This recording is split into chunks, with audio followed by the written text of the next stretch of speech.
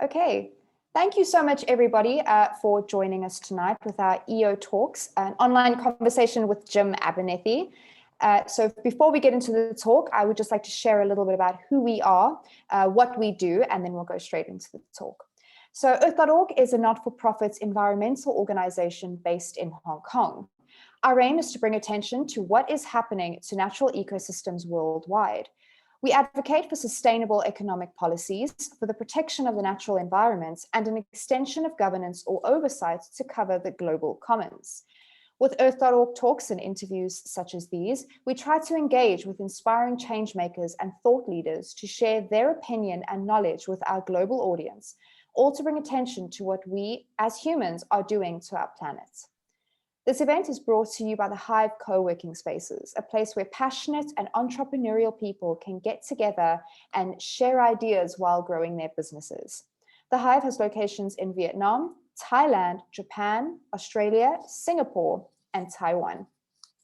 So, Jim Abernethy is an award-winning ocean conservationist, photographer, and author who pioneered shark encounters without a cage. For decades, he has been leading photography and videography expeditions to engage with the world's largest predatory sharks, hosting cage-free dive expeditions with tiger, great hammerheads, oceanic whitetips, bull, and lemon sharks. His award-winning marine life images are often featured in the world's top nature magazines. Additionally, Abernethy's expedition clients include many of the world's top nature filmmakers and magazines, such as IMAX, National Geographic, BBC Wildlife, Animal Planet, and Discovery Channel. So before we get into our talk tonight, ladies and gentlemen, we would just like to remind you all that there will be a Q&A session after the interview. So please pop your questions into the chat box or on our Facebook pages, and we will be sure to field them to Jim. So Jim, thank you so much for joining us. How are you doing?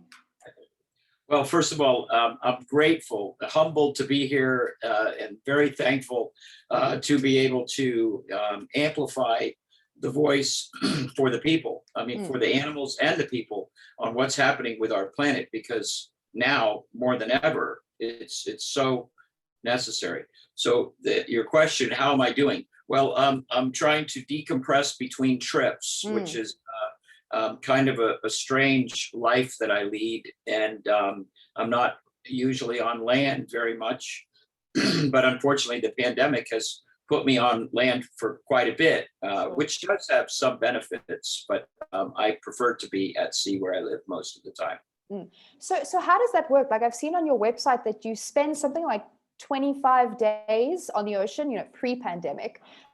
Is that kind of going back to normal now, or are you still very much landlocked? It is going back to normal, but it's the new normal is not the old normal. In the old days, I would have clients from all over the world come to dive on these ecotourism shark trips to learn the true nature of sharks. But nowadays, most of the world is cut off from America. I leave from America roughly every 8 to 10 days for 5 to 7 days. And unfortunately, now all of my clients are either from North, Central, or South America. It's the rest of the world can't travel here yet. So I'm just interested, sorry, this is before our questions even start. So I'm interested, you said that these are, ecotourism tours, which, even before the pandemic would have been a great way to get to know these animals. But do you find that it's a little bit different now going underwater? Like, are the sharks a bit calmer? Are there more of them? How have things changed? Well, that's a really great question. And I could probably fill up your whole talk with that. How have things changed? In the early days, I'm 63. I started diving at the age of 9, and wow. I have seen, so 54 years, I have seen entire populations of some species completely disappear. The scalloped hammerheads used to be off the Palm Beach coast where I grew up, Palm Beach, Florida, in huge numbers in the winter months. They're gone. I've only seen individuals, no more than 2 at a time in the last 35 years. On every shipwreck, there used to be sand tiger sharks, sometimes over 50. And I haven't seen those for years. So have things changed dramatically, and most of it for the bad, but there's also lots of inspiration as well. Lots of good things are happening. Mm-hmm. So you mentioned that you started diving when you were 9. So could you just give us a little bit of information as to how your journey with sharks started? You know, why sharks? And at 9 years old, how? Well, I don't know how long we have to talk, but lots of these are pretty involved. But yeah, my journey with sharks, actually, the oversight view is that I grew up on the beach in a very prolific area for marine life and diversity, without realizing how special it was. But it was actually an affinity for turtles as well as whales that led me into sharks. You see, at the very early age, probably around 5, I remember turtles crawling out of the sand as a kid. That was mesmerizing. So I forced my parents to only read me turtle books so I could learn more about turtles. At about the age of 9, I stumbled upon a nest that was way too big to be a turtle. And I stayed by that nest. And when my parents finally came home, I told them what I had believed that I had found, a dinosaur nest, nothing else. You could put my truck in this nest. And they told me about extinction, and I took them by the hand down to see the nest and said, okay, tell me what turtle was this big. And they were dumbfounded. Well, 5, 6 years later, I would meet a woman who later in her life would be known as Eleanor Fletcher, the turtle lady of Juno Beach. Her name's Eleanor Fletcher. And she was an encyclopedia of knowledge on turtles. And when I told her about my dinosaur nest, she told me that actually I had found the last living relative of the dinosaur, the last warm-blooded reptile, the leatherback turtle. And at that point, I thought, well, I'm going to find a leatherback turtle and to see it. I have to see it, right? So, because it's been in the back of my mind already for 5 or 6 years. I didn't realize it would take me 15 years to see my first one. But since then, once I figured out how to find them, I believe I have the largest collection of video and images of leatherback turtles in the world. Now, around the age of 10 or 11, collecting tropical fish for my aquarium in a depth of about 40 feet, I felt like something was going differently, and I was sitting on the bottom, and I turned around, and like a 40-foot northern right whale swam up to me and stopped right where I was. Remember, I'm 9, 10 years old. I'm tiny. This is a huge whale. And I was so preoccupied looking at the pectoral fin, which I thought was going to crush me, that when it finally stopped, it was just stopping. When it finally stopped, I looked over at the whale and saw this huge eye looking. Wow, that touched my heart. And I thought, okay, new quest. I'm going to swim with every species of cetacean in the world. In those days, there were only 78, but I believe now there's maybe slightly over 90. We keep discovering more cetaceans, which shows you how little we know about the ocean. But it was growing up with sharks off Palm Beach because of those other 2 animals that I felt an affinity for this misrepresented animal. And probably because everyone thought it was dangerous was a bigger attraction for me. So could you explain to us a little bit about the plight of sharks today? You know, what are the main threats to shark populations around the world? Well, without question, the biggest threat for sharks is the global demand for the shark fin. And although, lots of people want to point the finger to Asia, that's not accurate.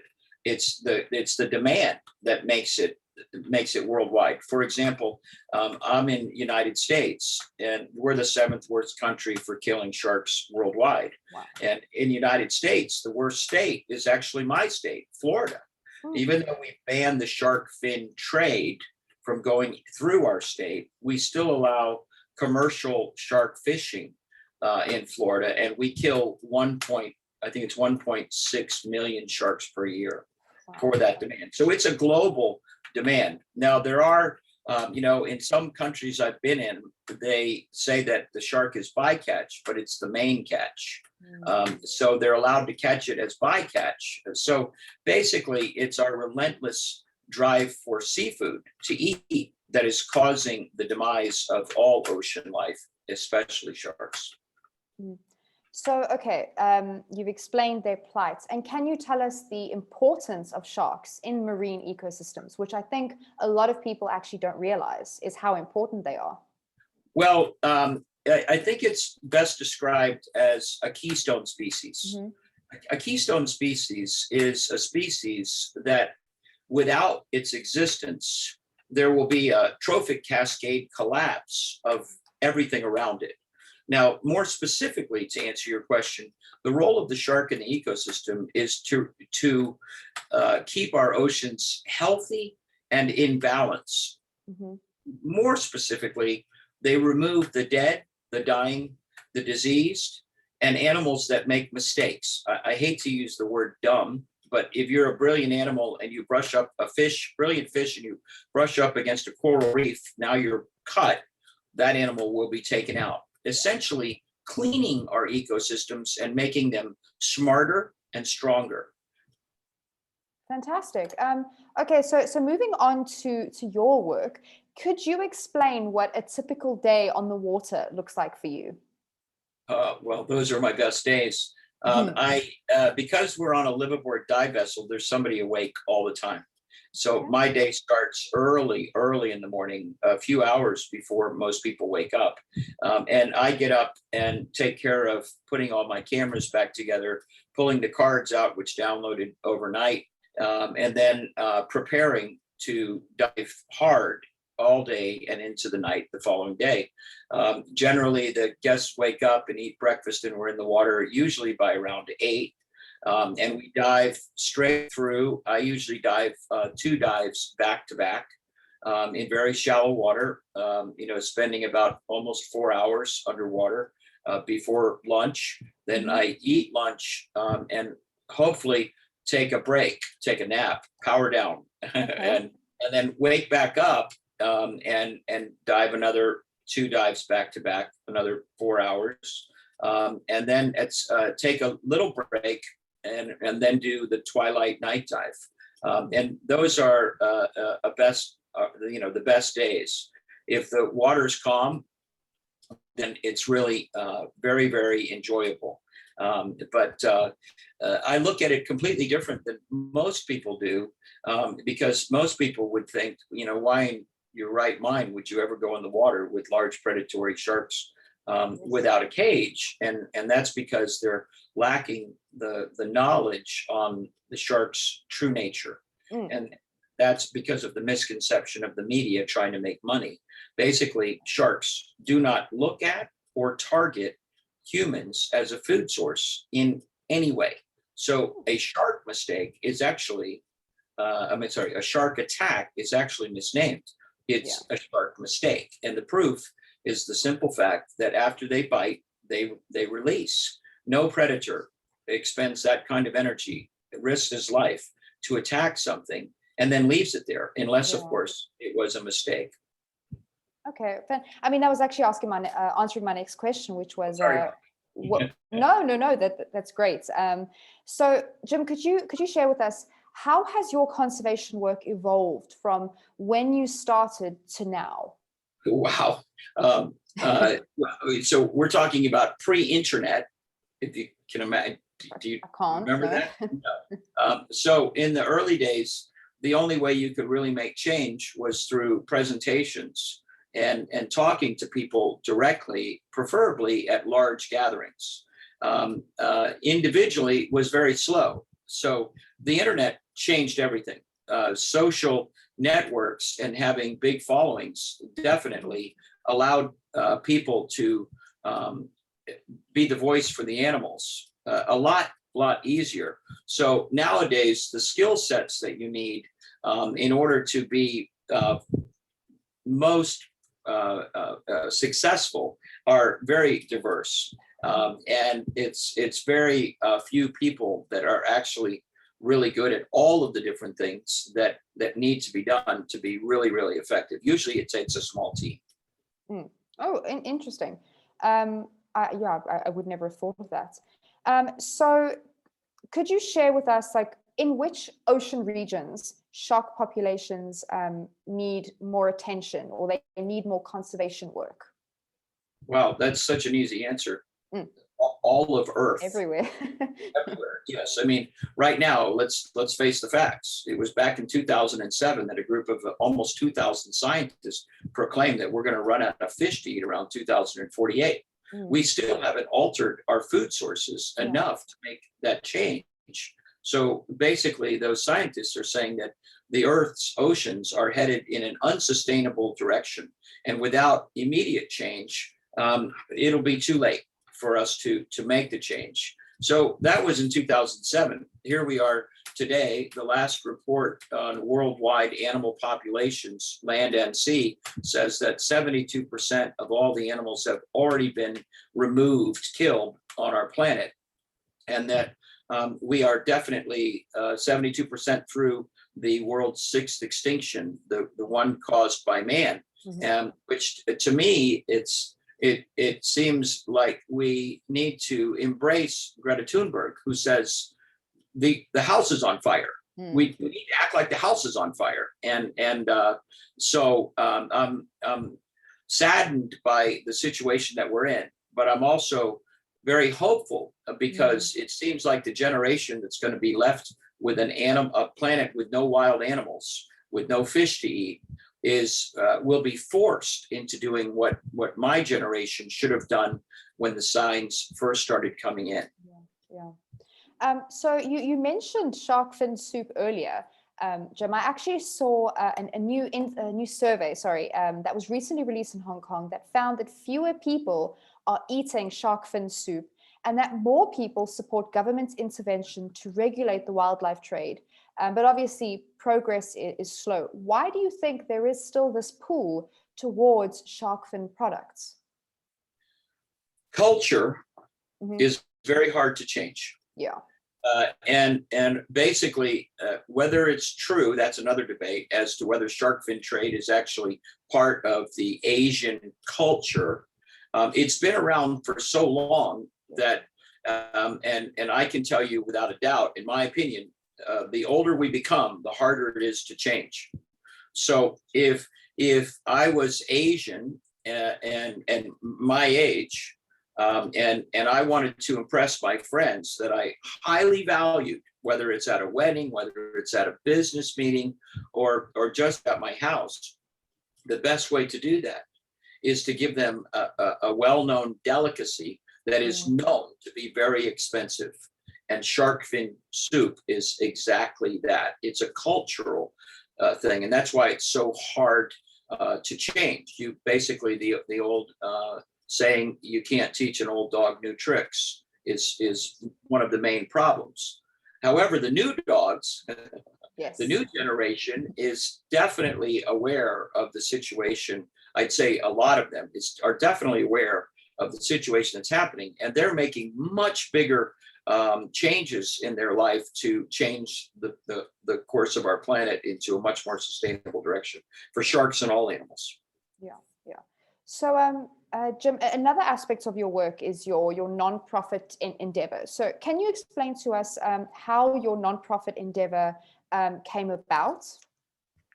Well, although, I've done many things across my life as an author, a publisher, a cinematographer, a photographer, a presenter, all of these things are really at one aim, and that is conservation. Sure. The reason I have two for-profit companies is because I need to pay my bills. If I didn't have to pay bills, I would be 100% conservation.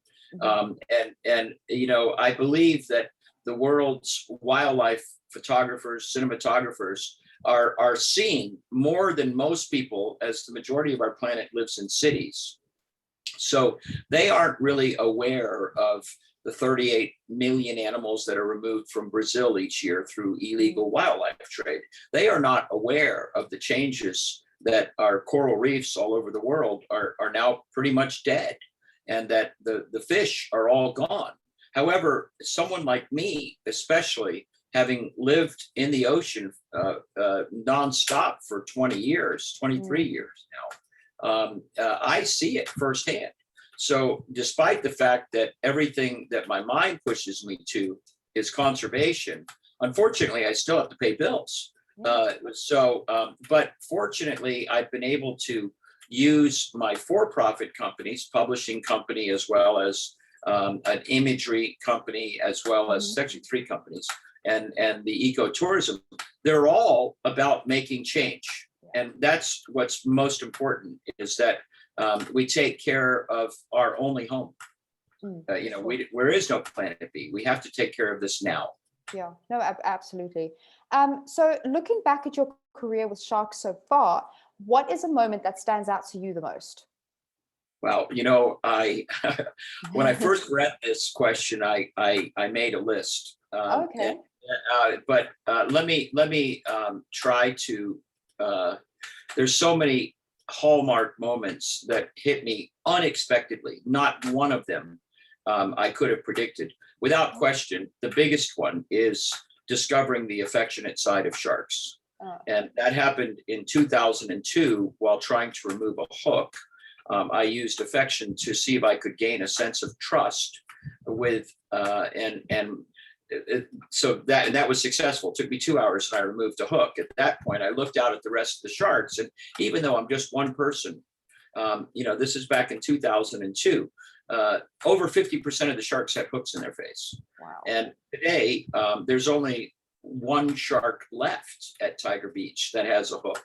Now, granted, when the pandemic when we're back to normal, they're going to get more hooks. But I've been steadily able to gain this sense of trust with sharks to remove their hooks without taking them out of the water. And for the last 8 years, I've been able to move people into conservation much stronger and faster. And that is by teaching them how to make friends with sharks without feeding them, just using love and affection. And which these are sentient creatures, like all animals on the planet, although some don't believe that.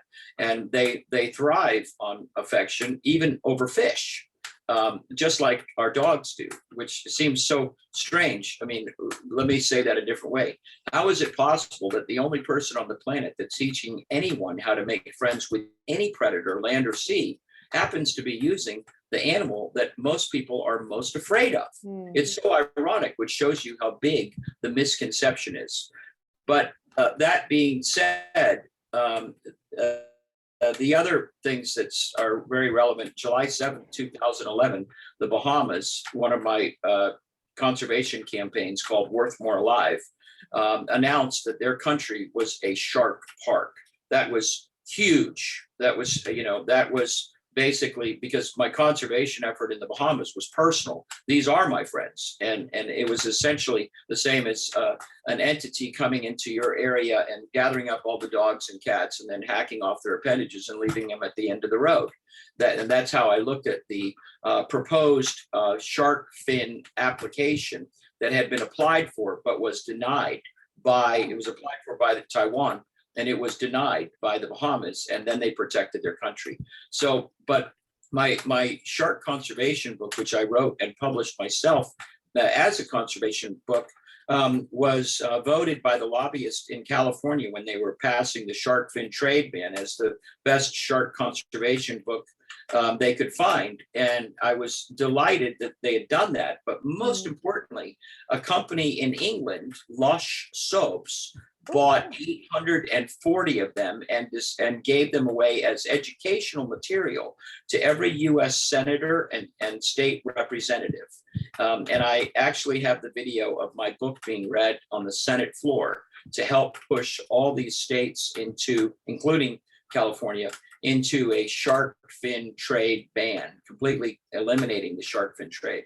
So those are three of and I could go on and on because there are so many. Actually, I'll name one more. I was very fortunate to discover the largest aggregation of whale sharks worldwide in Isla Mujeres, Mexico, in an island that was, in my eyes, a death island. It was an island where everyone went to basically fish. It was an island of death. And today, because of ecotourism, that island went from being extremely poor to being extremely profitable. Everybody has new boats. Everybody's happy. It's a complete change in society because of ecotourism. The value of seeing an animal alive far outweighs the value of a one-time kill. So, and that has resulted in many other countries, those two, that and the Bahamas, now approaching me to help turn their country into a top tourism destination, as well as marine protected area. Because the only way I'll help them is marine protected area. You have to protect the asset before it's gone. Yeah. So that actually answers a question that I just jotted down here. What more needs to be done? Because it's, they've shark fin products have been banned, but trafficking is still there. Illegal fishing goes on. Bycatch fishing still goes on. What more needs to be done? Well, I think one of the best things that can be done, and I don't know if you'll agree with me, but it's somewhat comical. I discovered 15 years ago that, one of the questions, which this is actually my favorite page in my shark book, which is the question is, are sharks dangerous? And the answer is yes, if you eat them. You see, they carry high levels of mercury poisoning. And if you did basic research on mercury poisoning, you would find that it causes nerve damage, and as well as all your bodily organs fall apart slowly. But there's one thing that happens that to me is a scare worse than death. And that is large amounts of mercury, in other words, eating sharks or any large animal, causes sexual dysfunction. In other words, if you're a male, it doesn't work. If you're a female, it becomes painful. And to me, sexual dysfunction is a scare worse than death. I believe if cigarettes cause sexual dysfunction, everybody would have banned cigarettes a long time ago. So I think just getting the word out that of what that happens will greatly alter people from eating something that is going to cause, especially if they search the many YouTube videos of Minamata disease, where that poor town was subjected to high levels of mercury. And you can see what it does to not only people, but also cats. So we should not be eating or selling any animal that has any mercury in it at all, because it's going to be our own demise. And it's such a terrible, terrible disease. I forgot what your question was. Did I answer it? What more needs to be done? Oh, what more needs to be done? Well, we need a severe wake-up call. And I would have thought that the pandemic would have been that wake-up call, because that was the zoonotic disease caused by eating animals. And right now, eating animals is the leading cause of the 10 worst problems that our planet faces. Let me say that a different way. If we were just to switch to a plant-based lifestyle, we would eliminate 10 of the worst the worst cause. In other words, animals is the worst cause of 10 of these different things. Let me see if I can name them all. Basically, the first one, obvious, global warming, climate crisis. The second one is water depletion and misuse, because our water is tainted with chemical warfare as well to try to grow enough crops to feed the animals that we consume.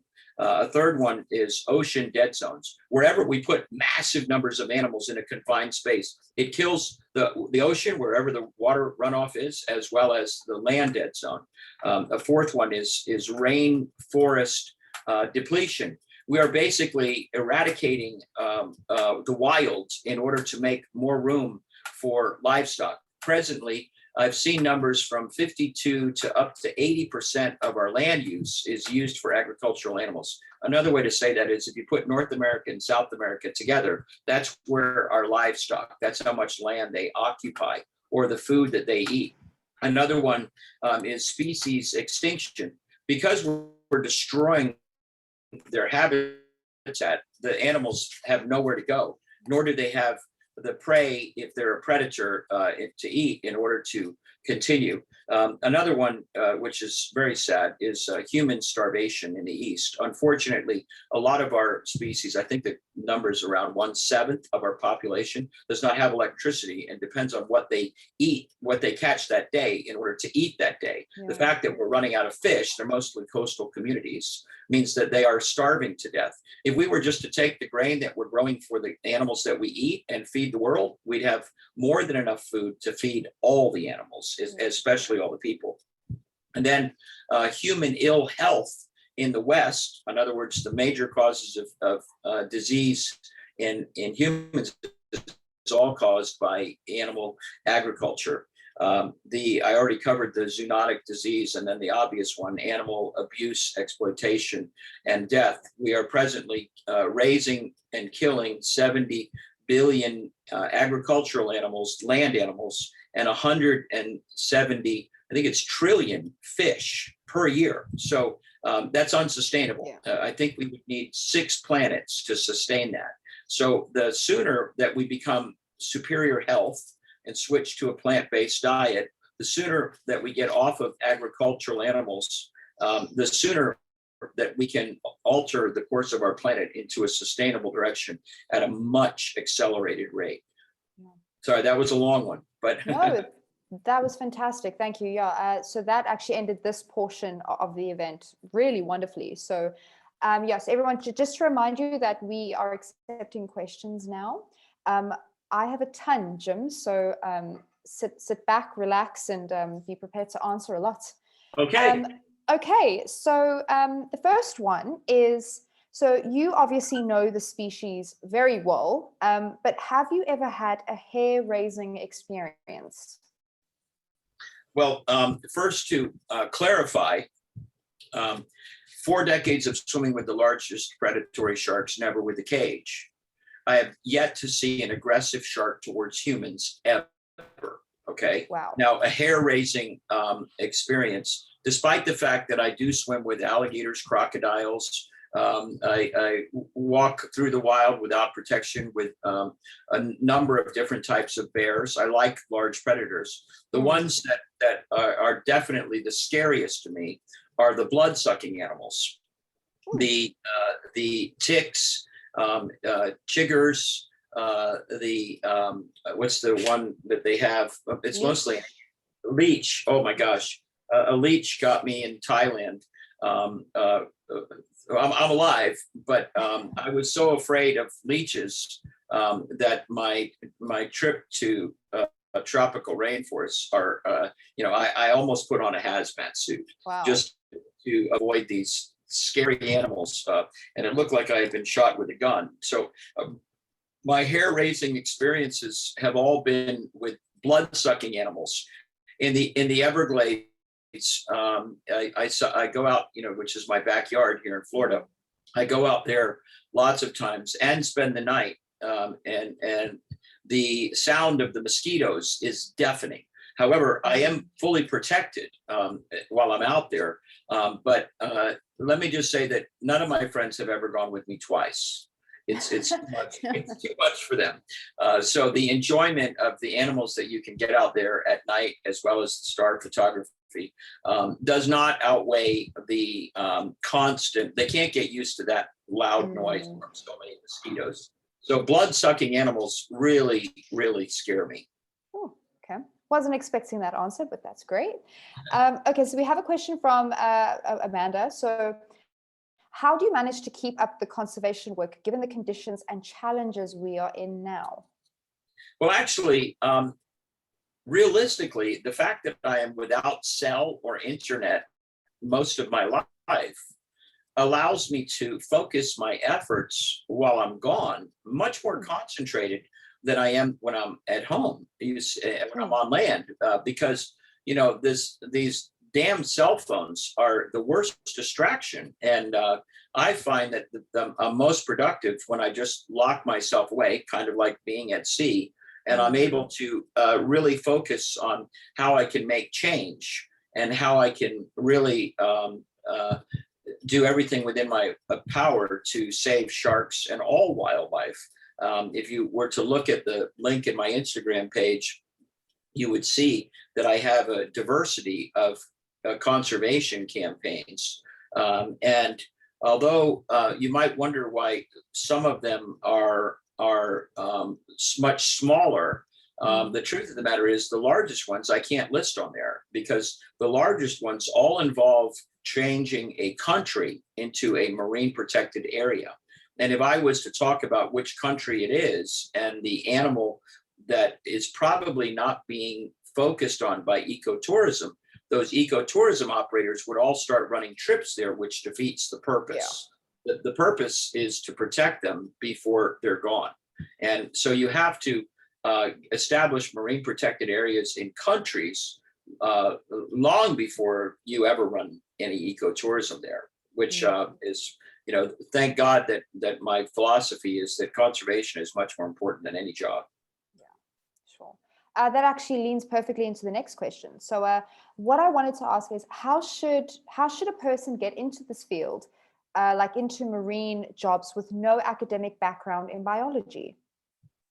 Well, that's a great question. And fortunately, I have no degree in marine biology, yet I'm immersed, and marine biologists are asking me questions all the time because I live there. And they're learning a great deal. So the answer to your question is this. First, make a list of every single thing that you think that you could do for a living. Maybe make at least 5. And then next to that, make a list of the skill sets that would best be needed for that specific job. And then see which ones overlap and acquire those skill sets first, either through school or self-taught. I am mostly self-taught, although I have a business management degree, and I'm sure that helped me run the businesses that I'm running. The truth of the matter is I'm self-taught photographer and cinematographer. The social networks, I don't know that I'll ever learn enough to do those properly. But there's such vast knowledge that's there online. And then you have to acquire all those skill sets. And then probably most importantly, don't let anyone ever tell you that you can't do something. You can. In order to be successful, you have to never give up. Now, it's true that you may have to do other jobs that you don't want, and in order to pay your bills until you acquire the job that you actually want. For me, I was very fortunate. There was no one that was targeting large predatory sharks for ecotourism when I started that in the 90s. And so basically I created a niche market that didn't exist. And then for roughly almost 2 decades, there was no competition. And everybody thought that I was crazy and that I was going to kill a lot of people. And now those same people that criticized me are trying to replicate what I'm doing, which is so great because, as you know, the key to animals, my strongest campaign, is what they're worth alive. Like in the Bahamas, they're worth $120 million a year. In Florida, sharks are worth $220 million per year. So ecotourism is definitely the key to the survival of our wild animals worldwide. Okay. That was from Christina. So thank you, Christina. And I think you've actually answered the next question, which is from Daniela. So in your opinion, what is the most effective thing one can do to protect sharks? Wow. Well, it depends on, clearly the most effective thing you can do to protect sharks, as well as all animals, is switch to a plant-based diet. Without that, our planet will be extinct of wild. And eventually cause our own demise. But if you wanted to be more specifically, right now, I would go to zero impact as much as possible, no matter where you are on the planet. We have to completely ban and get away from one-time use plastics because that is one of the biggest problems our ocean aquatic life is facing. Reef cleanups, ocean cleanups, river and land cleanups, we have to take better care of our only home. So those are some things that everyone can do, no matter where you are. More specifically, I think that there's so many great nonprofits and people doing amazing things that I think it's probably best to look at those that have been fighting these fights for quite some time and support, volunteer, and help these organizations do a better job. God knows they are completely overtaxed in their unsurmountable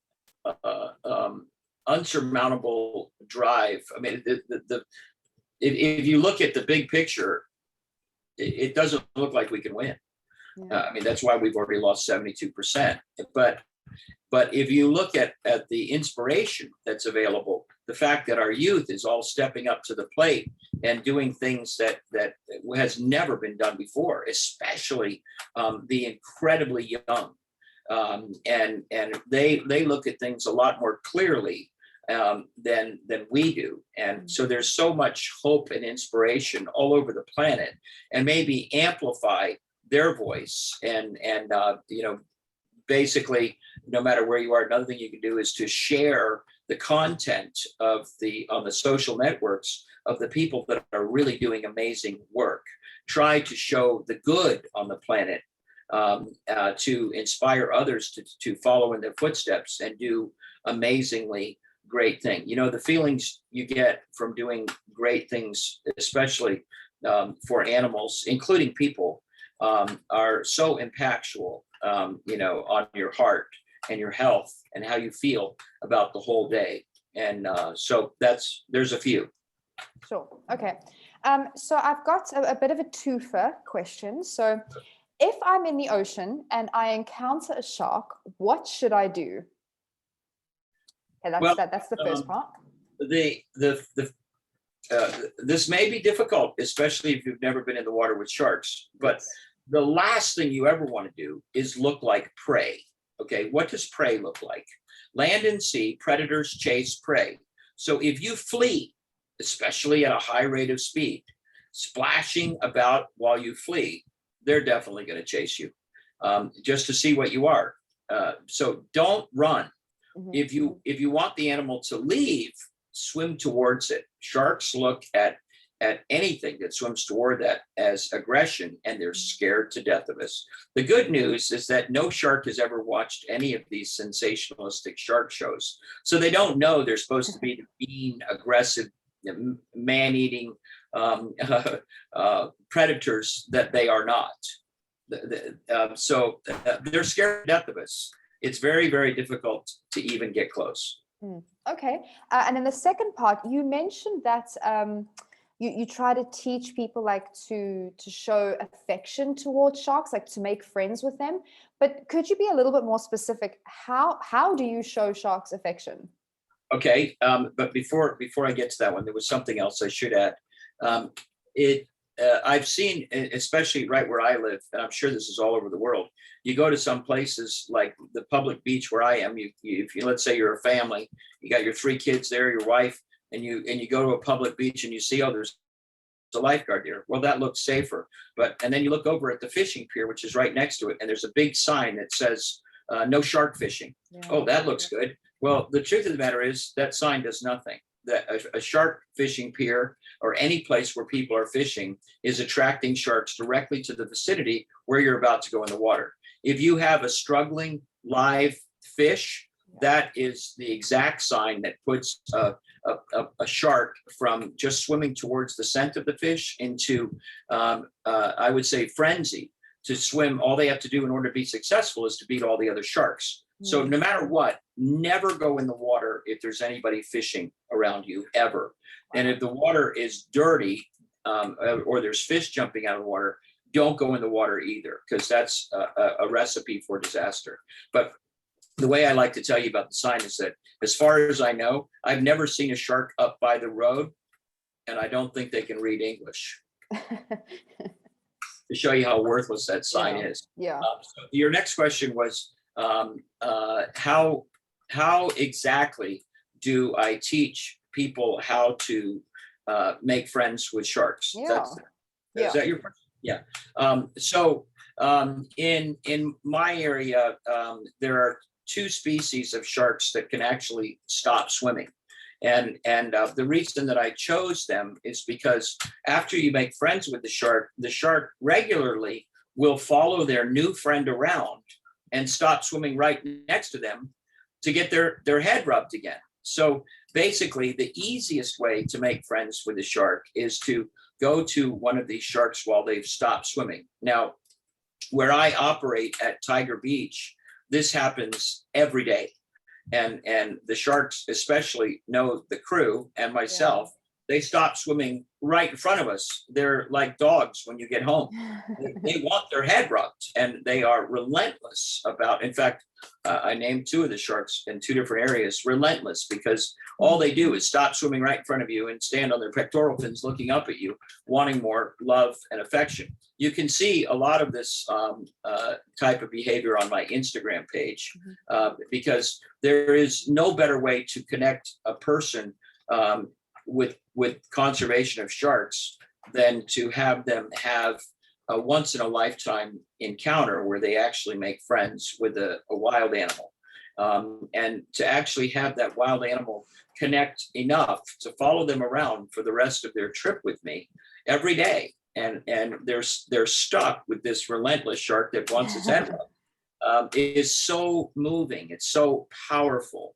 And so that's basically how I do it. I don't want my guests to remove their hooks or anything like that, because that's a lot more dangerous. But there's plenty of examples of it on my Instagram or my Facebook page. Okay. So we have another question from Christina. So 2 years back, I'm reading the whole thing because it kind of provides context. So 2 years back, I did a voluntary project in Fiji. However, it was kind of a scam, and I tried to find something that would be legit, but now I don't trust these kinds of organizations because I don't want to get scared again. Any tips on how to find a legit organization? Well, you can contact me directly through direct message, and I can give you my opinion.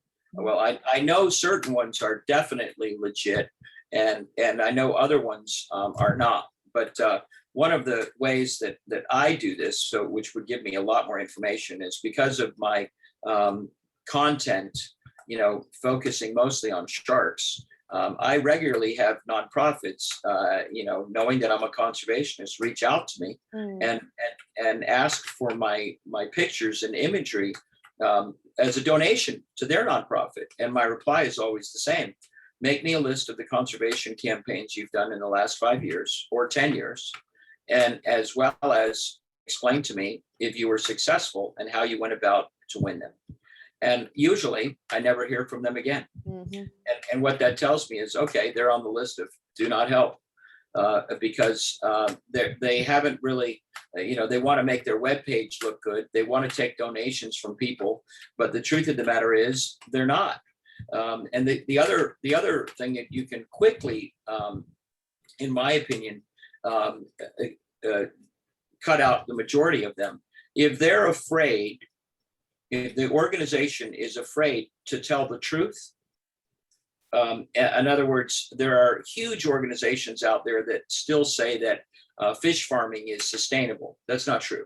If they're not going to say that the only way to help our oceans is to stop eating fish, if they're afraid to lose their followers that support their organization and want to perpetuate their organization by not stating the truth, then you don't want to help them. I mean, and the best way to help is to first start by looking at yourself. How can I change my life in order to better be a zero carbon footprint, to better do everything that is necessary that the planet needs in order to survive? So I would first look within before you go to try to help others. Okay, thank you for that, Jim. Okay, so next question is, what resources would you recommend to people who want to learn more about sharks and their conservation? I would never recommend any of these sensationalist shark shows. because that just perpetuates the myth. Yeah. The on Netflix, my favorite one so far is Tales by Light: Misunderstood Predators, which shows the true nature of sharks. It focuses in on my work with tiger sharks. But BBC Wildlife, David Attenborough, he's 50, 60 years of life in the wild. And now, even at the age that he's at, his main focus is to try to explain to the people of our planet exactly what we need to do in order to sustain a life in the future where we still have wild animals, where we still have fish in our ocean. So BBC Wildlife is up at the top. There's so many great things that are coming out, especially now. The film Racing Extinction, The Cove, the days where we captured cetaceans and put them in for our amusement into a prison. That's over. You have to make your dollars speak and not pay for the imprisonment of these animals that deserve to be in the wild, perpetuating their species rather than living a life that was not meant for them. So there's so many different organizations and efforts to do the right thing. Basically, we need to be kind to all earthlings and treat them with the respect and admiration that we want for ourselves as well. So did I answer your question? Well, yeah, you do. Well, what resources would you recommend to people to learn more about sharks? There's so many great organizations. So do a little research and use those points to see if they're really doing what's right. Okay, so we are actually coming to the end. We've got 2 more questions. So audience, if you do want to ask any more, just be sure to pop them in now. So where can we find your book? Somebody asked. Well, scuba-adventures.com, which is my webpage, for me, or Amazon. Well, I think I have 2 of them. Hold on a second. Oh, I got all 3 of them. Here's Sharks Up Close, which is my shark conservation book. Here is Sea Turtles Up Close. And this is my children's planet conservation book called, I'm trying to show these, which is called The Secret of Pig Island, which is, that's Plato, the star of the story, who's happens to speak in rhyme as well as in English, and tries to get humans to pick up the planet in rhyme. It's a beautiful, heartfelt thing. But at my webpage at scuba-adventures.com, then go to the store. Okay. Or you can go or direct message me on Instagram. Fantastic. Sorry, something that you mentioned before we started talking was that your parents used to read you like children's books on sea turtles, and now it's like you're writing children's books for parents to do that with their kids. That's lovely. Absolutely. Okay, so our last question for this evening. So World Oceans Day is on June 8th. Can you share with our audience, just kind of summating everything, can you share with our audience what your pledge is to make our oceans a more hospitable place? Well, my pledge, I'm different. My pledge is to look at all the things that I'm doing and do a much better job at all of them. Because the truth of the matter is, as long as my businesses can pay their bills, I don't need to focus on them. It's kind of a waste of time, really. What's really important is conservation. So refine your presentations. Make sure that you're as impactful as possible when presenting to large groups. Focus more on children's books. I'm hoping that my next children's book will come out soon. Do a much better job of amplifying the youth that need amplification of their message. Right now, I have a friend, Spencer, in Australia, trying to save his glossy black cockatoos. He's fighting a church that wants to make money selling the land that these black cockatoos are on. So basically, the way I look at it, it's the angel Spencer against the church, which clearly we need to help the angel, but also spend more quality time showing people the true nature of sharks, the true nature of the wild. Our society seems to have made a great living at showing you the 10 most dangerous of everything, the 5 most dangerous. And the truth of the matter is, they're not dangerous at all. They're just trying to survive. So there are some animals that are dangerous, of course, but the majority are not at all, which is so important that we realize that with the truth, so that we can live peacefully and coexist with all fellow Earthlings. Sorry, somebody just asked now, have you ever dived in, I'm going to say this wrong, Azores? Azores. Not yet, although I want to travel there at some point for cetacean encounters, because it's one of the best places to swim with whales in crystal clear water. But I believe that the world is actually moving into better ecotourism. The simple fact that people that are actually able to connect eye to eye with an animal in the water is a much better connection and creates much stronger conservationists than those that watch them in a zoo or learn about them in books or movies.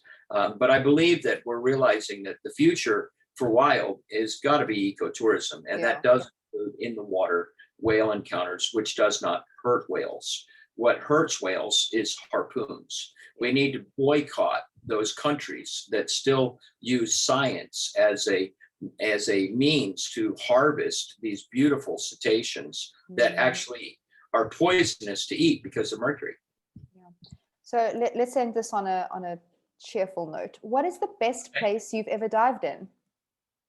Well, clearly the best place I've ever dove is Tiger Beach, which is why I've spent the last 20 plus years there. But that being said, there are so many incredibly beautiful places in our oceans. And I urge everybody to explore the other large percentage of our planet where over 90% of all life exists. It is truly impactful on your heart and your well-being, your positive outlook.